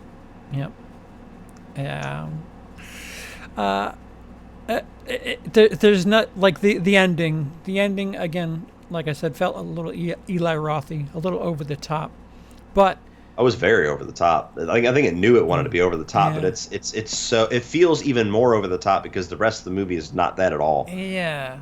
There's just so much like Reservoir Dogs. There's 2 or 3 moments. I mean, them arguing about tip, the arguing about which color they want to be, like that stuff that I can mention and say, great scene.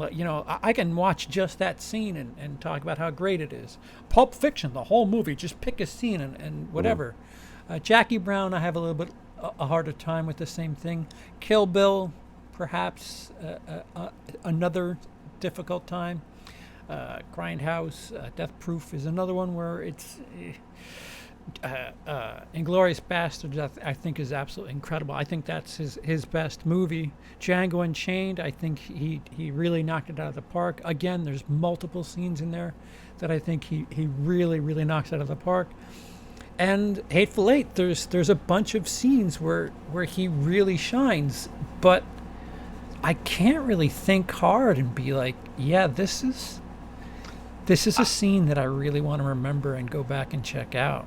I did really enjoy the scene, but it doesn't feel, for Tarantino reasons, why I enjoyed it. It was the scene whenever Leo DiCaprio is he's doing the scene with Timothy Olyphant and he keeps forgetting his lines.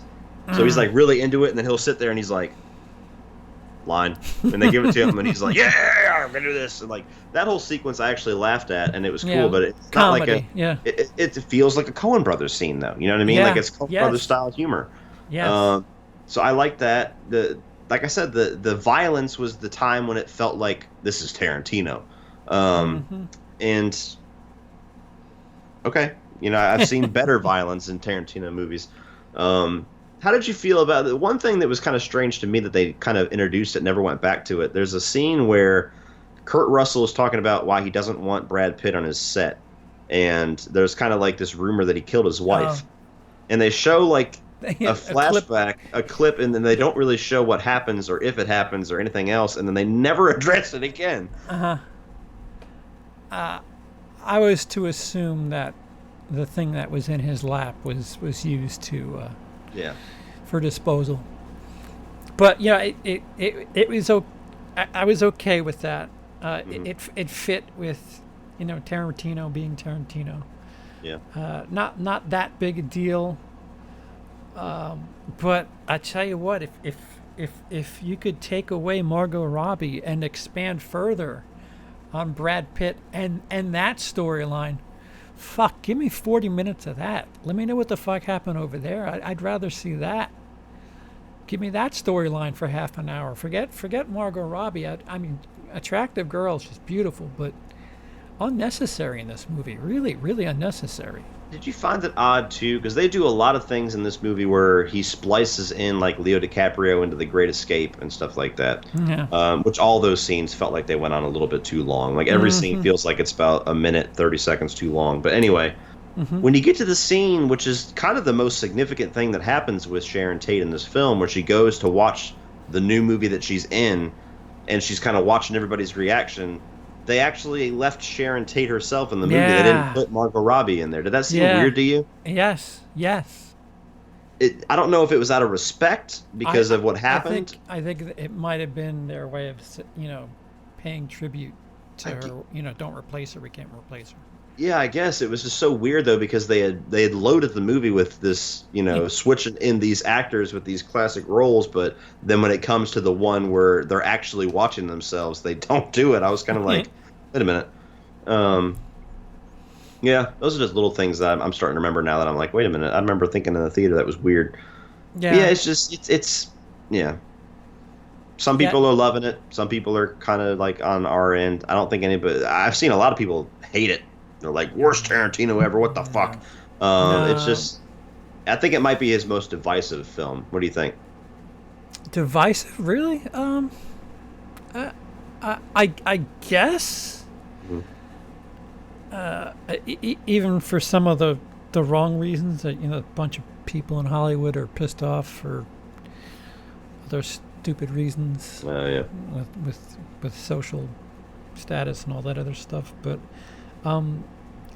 It's not great, and it just shows how much we take Tarantino for granted. That here he is making a okay film, and you would think that we just watched Terrifier or something. It's which I don't like. That's not a good thing for those of you who don't know what I'm saying. So like, they're not perfect, and it's clear Tarantino isn't perfect. It's strange because he didn't want to release Hateful Eight, and the only reason he did was because the script got leaked, and then whatever the hell. This is something he put time into and genuinely wanted to do, and I remember, we were talking about it on Scream. What, maybe this time last year? The news dropped about a year ago. Yeah, because they front loaded it with talking about the Manson movies, and we thought Quentin Tarantino was taking on the Manson murders, and that's like 8% of the film. Yeah. I don't know, man. Yeah. You gonna do the revisionist thing now? Okay. Yeah, I don't know. I'm curious what Bearded Brian would think of it. It'll probably be his favorite of the year. 5.5 out of 5. Yep. Exactly. Somebody suggested in the chat Kevin Smith movies should be your next video together. We do have one coming out. Kevin Smith movies? Jay and Silent Bob reboot is coming out. I think I'm pretty sure it's this year. Yeah. Not to Christmas theaters. Or some shit. You have to like know a guy. They're doing the tour thing like Tommy Wiseau. They're not.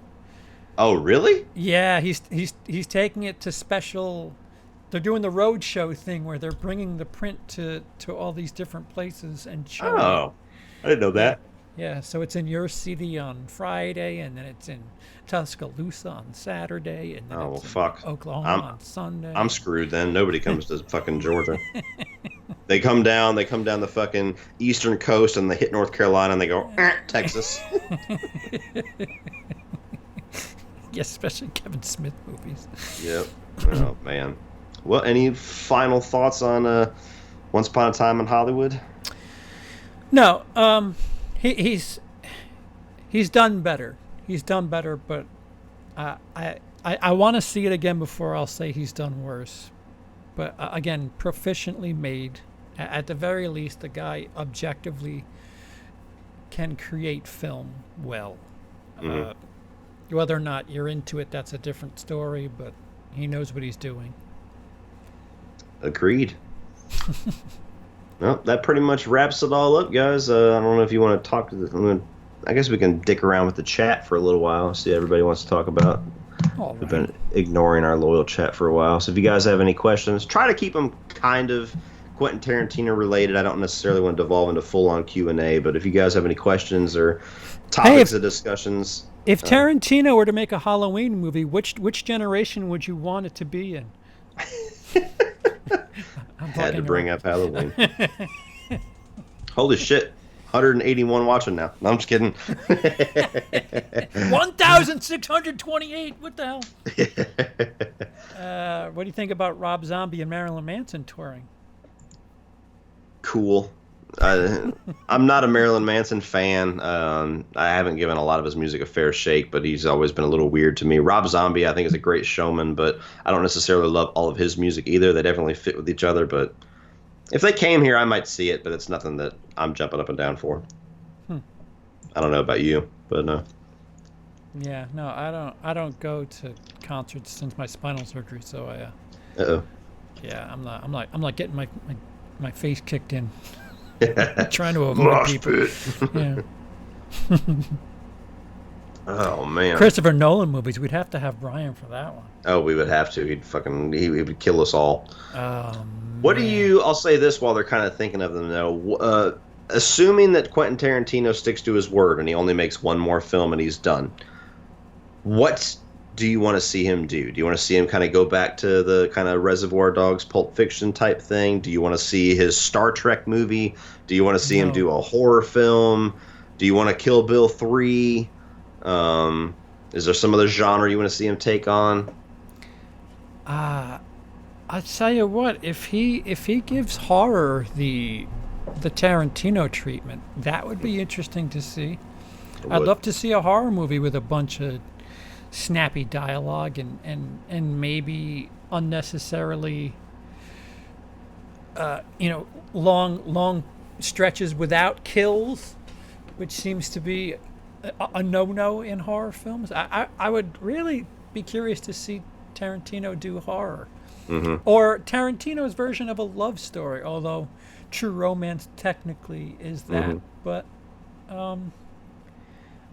if he's got one last one, which I really don't think he's got a couple left in him. I would want to see him do something we haven't seen before. Yeah, I could agree with that. I mean, I would take pretty much. I would be fascinated to see what he would do with a Star Trek movie, but I just don't know what the hell that would even look like, sound like. You know what I mean? It would just. How do you do that? I don't even know. But yeah, I whatever the fuck it was, I'd probably be happy with it. Kelkin asks, "What is your favorite scene in a Quentin Tarantino movie? Can you think of just like one?" The Tigresa scene. Oh, yeah.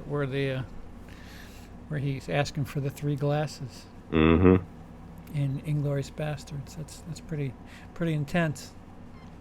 I'm gonna go with the one that I was talking about with Leo DiCaprio, where he comes back out with the skull and the way that whole thing builds up to that's probably thinking recently. That's probably the one that stands out the most to me. The man with the exceptional beard and his unexceptional words. Thing. Let's see. Quentin Tarantino doing a Nightmare on Elm Street movie? No thanks.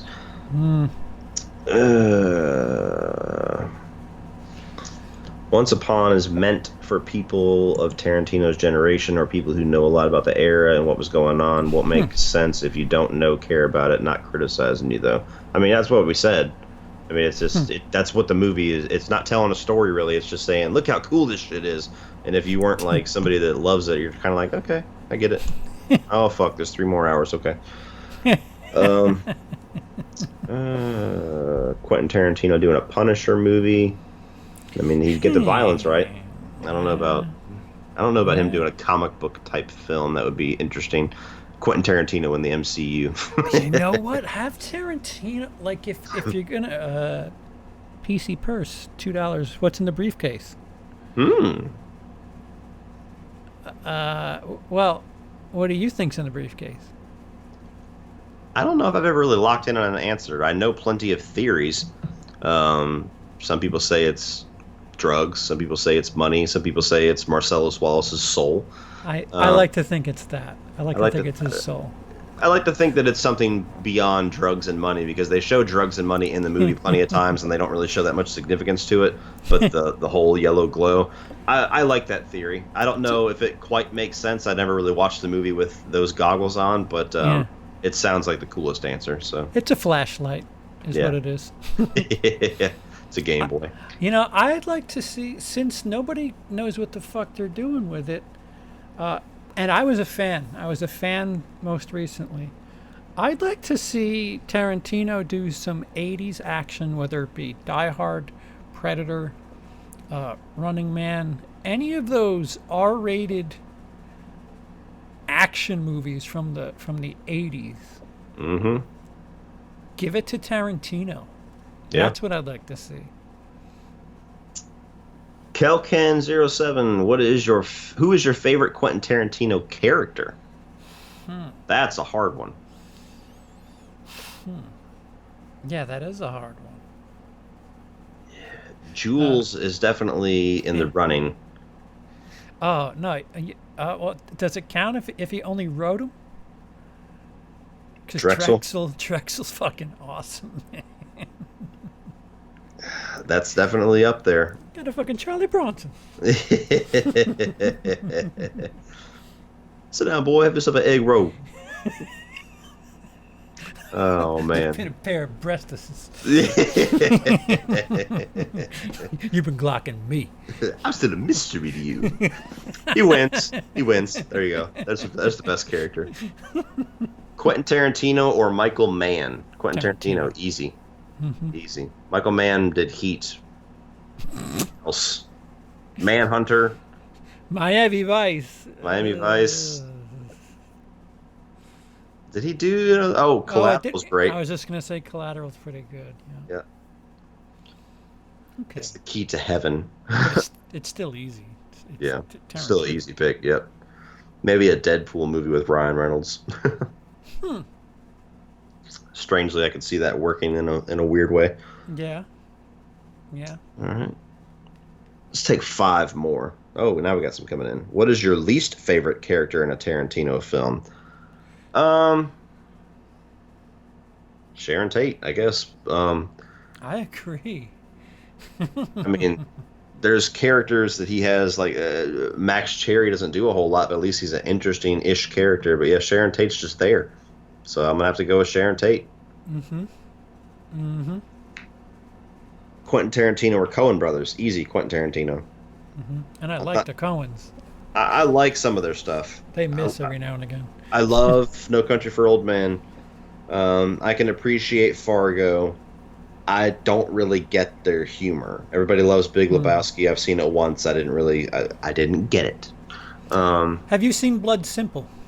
No. It's like Fargo, but darker. See, I'm somebody that loved the Fargo television series way more than I did the movie. Okay. At least the first season. That's the only one that I've watched. But they're good. The second one gets a little weird in the middle, but they're pretty good. Winston Wolfe is the coolest character in Pulp Fiction. He's definitely up there. I solve problems. Quentin Tarantino doing a Kill Wish movie would be cool. Death Wish? Or do a new version of a Seagal movie like Above the Law. I could see him doing like one of those throwback, ultra-violent 90s, late 80s movies for sure, like you were saying. Yeah, man. Better catalog, Tarantino or Scorsese? Ooh.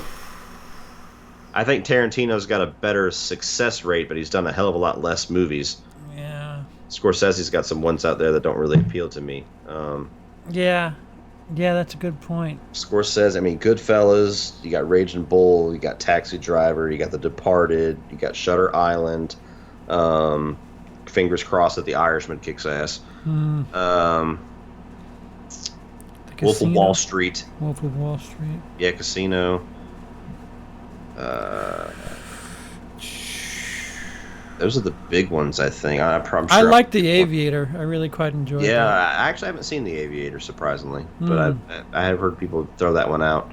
Yeah, yeah. But Tarantino has a better batting average. Yeah. There's some discs I wouldn't get around to in the catalog of Scorsese.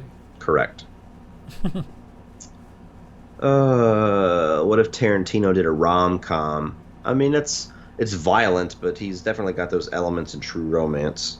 A straight-up rom-com, though, I don't know, because he loves the fucking genre. He's got some wacky-ass, like, best of the year lists. You ever read, like, his end of the year best top 10 movies? A couple years ago, he said The Intern with De Niro and Anne Hathaway was Oscar-worthy or some shit like that. Yeah. He loved The Lone Ranger once, and I'm like, oh, see, somebody else liked it. And I love The Lone Ranger. Nobody liked The Lone Ranger, but He's got some crazy picks. Like, I remember he did his best of the decade or something, and he had, like, it was movies like Unbreakable and then Friday. Like, it was so weird, like, going from one to the other. Favorite Samuel L. Jackson Quentin Tarantino character? It's got to be Jules. Yeah. Yeah. He's You played know a lot. what? The Uncle Tom character in Steven. Django. Yeah. Steven. Yeah, he's a. And I'm not saying he's a favorite, but he awesome. plays the role well, man. That's one of his best, like, performances, for sure. You gonna let him stay in the big house? Actor who's never been in a Tarantino movie that you would love to see, I'd say Denzel Washington. Ooh. Ooh. Actor that's never been in a Tarantino film that I'd love to see. That's a good one, because I'm trying to think. He tends to give actors you wouldn't think of the spotlight, while some of the ones that are obvious tend to go in the background, like Al Pacino and De Niro. Yeah. Tom Hardy, I'd like to see him in a Tarantino movie. I think he'd do good. Have we seen Sam Rockwell in a Quentin Tarantino movie? Yes. There you go. Robert Downey Jr. Has he done a? No, but that would be great too. And you got some good ass picks right there. There's your final cast. For film number 10. Mm-hmm. The remake of The Notebook. Juno, we didn't talk about Natural Born Killers because I have not seen it. CP didn't have much to say about it, so we kind of gently skipped over that one. Mm-hmm. All right, one more question, guys, and then we got to head the fuck out of here. People talking about The Irishman. It does look good. Apparently the trailer dropped today. I didn't see it. Did you see it? It looks good. Looks good. Okay. I'm still curious why no major studio wanted it and Netflix had to get it. That's the only thing that makes me a little curious. Do you think Martin Scorsese's bringing Pesci out of retirement and doing a movie about Hoffa with Pacino and De Niro? That sounds like anybody would throw piles of money at it. But yeah, it was. What's funny is that this is how long ago it was. When I first got back, they closed the Gotham Comedy Club because they were filming stuff there. Mm-hmm. And I wasn't able to perform for a couple of days in a row because they were filming stuff there, and that was 2017. Mm-hmm. And usually the turnover isn't that long, so I'm wondering just how much was shot, how much was cut, just like what's going on with the movie. I'm curious to see what the trailer is and why is there a comedy club involved. And yeah. I'm curious, for sure. Okay, this is a good last one. What is your favorite Tarantino line? Although it's going to be very difficult to pick one. Ooh. Huh. If you find a cheaper pussy, fuck it. Yeah. Unless, of course, that was ad-libbed by Cheech Marin. There's so many great ones by George Clooney in that movie. I got to think of like one of the big standout ones, but he says so many great ones. Now that I'm on the spot, I won't be able to think of it as soon as we click off and be like, fuck, that was it. Yeah. Yeah, I could probably think of 20 in an hour. Uh-huh. Yeah. There's so many good ones. Like a lot of the ones that Jules has in Pulp Fiction are instant classics. I even love the one just because of the stain shot on Bruce Willis's stone face. Like, Is when he's like, I think at the end of this, you go find yourself one smiling motherfucker, and he's just like, doesn't even move his facial expressions. That's a hard one. I don't even think I could pick one. I'm trying to think of a Seth Gecko line because I know there's some in there that I'm like I would use that in real life.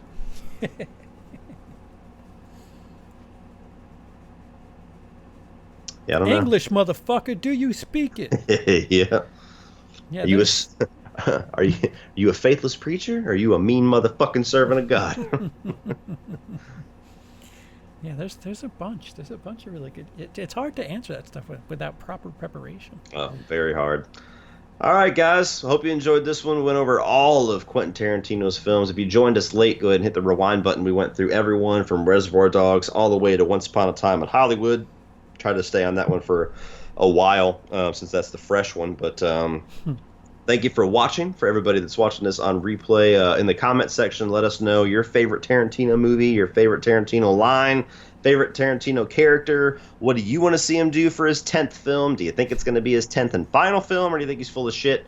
All of that. And keep an eye out because tomorrow, possibly Friday, definitely within the next day or so, we're going to be both releasing our Quentin Tarantino rankings. So keep your eyes peeled for that, guys. Thank you for everybody for chipping in, the super chats, everything like that. CP, do you got anything that you're currently working on? Dude, I need to not get dizzy when I stand up, so I'm not gonna try to plug anything and and not follow through. Another chapter in the thirst journey. yeah, I might be able to do that. Maybe a live stream or something, but a little sick. I want to make sure I don't have an ear infection, but nothing genuinely to plug. But there's a couple of things coming. Just hold your breath. Exactly. So yeah, my channel, I've been kind of on a little mini break lately. It's been an exhausting month. I was full blown, run to the finish with the Chucky stuff, but I plan on seeing Hobbs and Shaw this weekend. I'll probably review that and then re-rank the Fast and the Furious movies. Obviously the Tarantino ranking.